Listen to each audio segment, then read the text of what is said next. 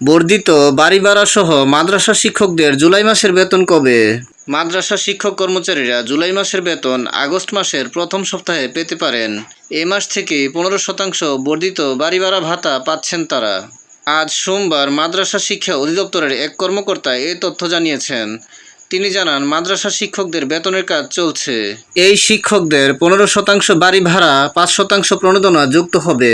প্রতি বছর জুলাই মাসে ইনক্রিমেন্ট হয়, এজন্য আগস্টের প্রথম সপ্তাহের মধ্যে বেতন দেয়া হয়। সরকারি কর্মকর্তাদের অটো ইনক্রিমেন্ট হয়, কিন্তু মাদ্রাসা শিক্ষকদের ম্যানুয়ালি বের করতে হয়। 2 লাখ শিক্ষকের তথ্য বের করতে হয়, এ কারণে দেরি হতে পারে। এর আগে গত 7 জুলাই মাদ্রাসার শিক্ষক কর্মচারীদের জুন মাসের এমপিওর চেক ছাড় হয়। অনুদান বন্টনকারী ব্যাংকগুলোতে চেক পাঠানো হয়। শিক্ষক কর্মচারীরা 8 জুলাই পর থেকে বেতন ভাতার সরকারি অংশে টাকা তুলছেন। ভিডিওটি ভালো লাগলে লাইক, কমেন্ট ও শেয়ার করে দিবেন এবং চ্যানেলটি সাবস্ক্রাইব করে পাশে থাকার অনুরোধ জানিয়ে সকলের সুস্বাস্থ্য কামনা করে এখানেই শেষ করছি। আসসালামু আলাইকুম।